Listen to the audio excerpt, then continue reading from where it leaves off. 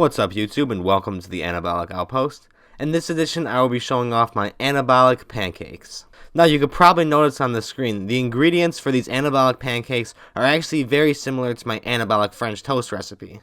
And in fact, these anabolic pancakes are a really creative way to switch it up when you're kind of getting sick of the anabolic French toast, but you really like the macros for breakfast, and you like the overall flavor, you just want a little bit of a switch up. The anabolic pancakes are a great go-to when you're in that situation. So let's get into what you will need to make this, and I will show you exactly what I'm talking about. The first thing is going to be bread. I am using whole wheat bread because I personally like the flavor of that better, but if you really wanted to, you could use white because the calories aren't that much of a difference. Next we have egg whites, whole eggs. Now these are strictly for texture purposes. If you want to leave them out because you are on a cut or whatever, you could do that as well. I just like the whole eggs for the texture.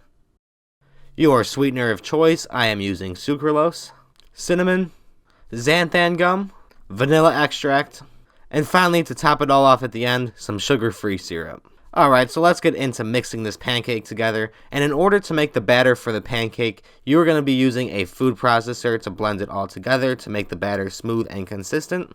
And the first thing that I'm going to add in there are going to be the egg whites, and I'm going to pour in 450 grams.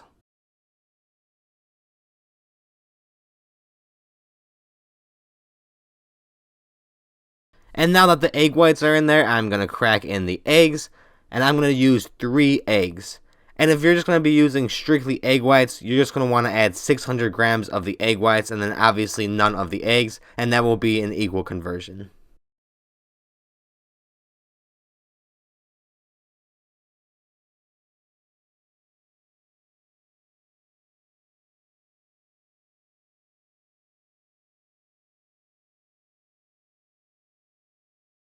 I am now going to toss in a healthy splash of vanilla extract for a total of 10 grams.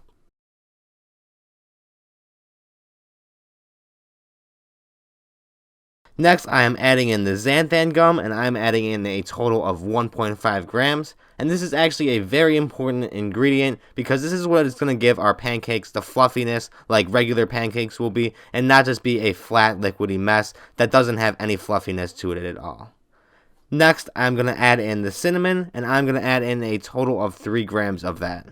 Obviously, cinnamon has a great flavor to it, but I have heard some people say that the cinnamon makes it taste a little bit too French toasty, so if you wanted to omit the cinnamon and have a bit more of a pancake flavor, which is not that much at all, but with the syrup drenched over it, then you could do that, but I like the cinnamon for some extra flavor.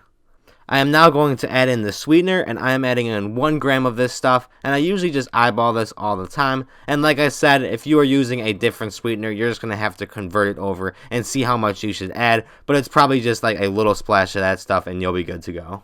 And lastly, I'm going to add the ingredient that brings this all together, which is the bread, and I am adding 6 slices of the bread. And for this recipe, it is also a great way to get rid of the end slices of your bread that nobody ever used. You could just blend it though, and then it will be good in the blender because you won't even notice it as it's all blended up. And now that all the ingredients are in the blender, you could go ahead and cover that and then go ahead and get to work and blend it up.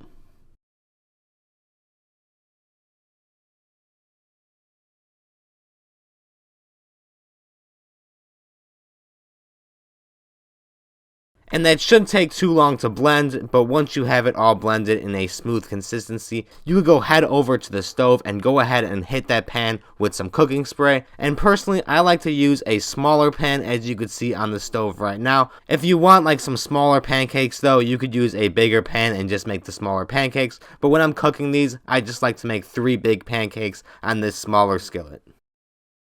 And you probably want to have your pan preheat just for like a minute or 2 just to get it hot and going. And then you could go ahead and pour your pancake batter right on top. And if you're doing it like I am, you just make sure that it's covered evenly throughout the skillet and it is a decent sized pancake.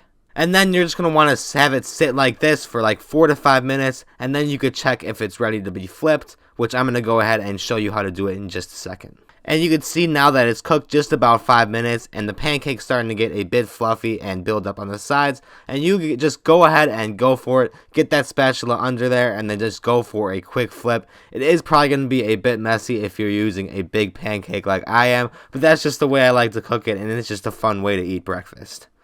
And then you just go ahead and do the same thing and let this cook for 4 to 5 minutes.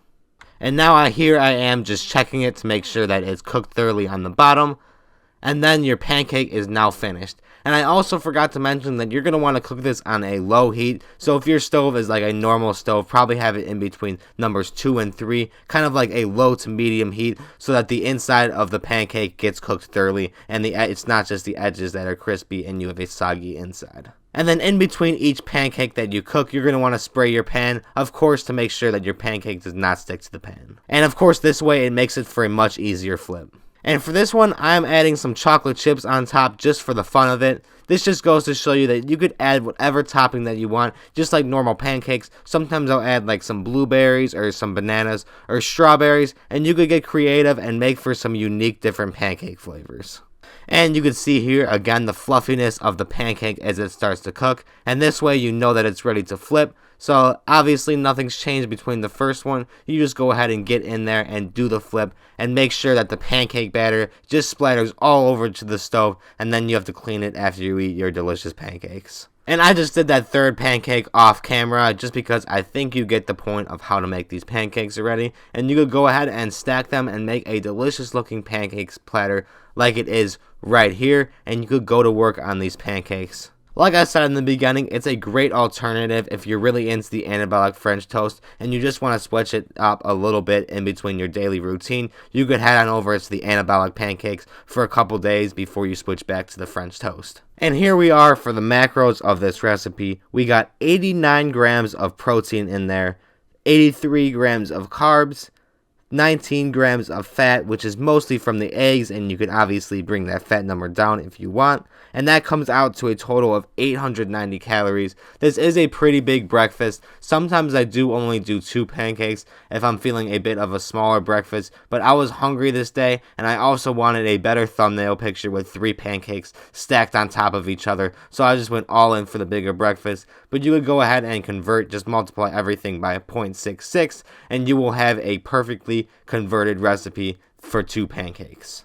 And then once your pancakes are done, just cover that stuff in the sugar-free syrup, and you could get creative, like I said, and add some different toppings, like if you want some fruits on top, or some different sort of Walden Farm syrup, or something like that. You could get creative with your pancakes and switch up the flavor of this however you'd like. But that is all I have for you today for this video. If you had any questions or were confused about anything on how this tutorial works or some substitutions or stuff like that, don't be afraid to comment down below and I will get back to you as soon as possible regarding any of your questions. But if you enjoyed and you found this recipe delicious, be sure to like and subscribe. It really means a lot to me, and that is all I have for you, so thank you for watching.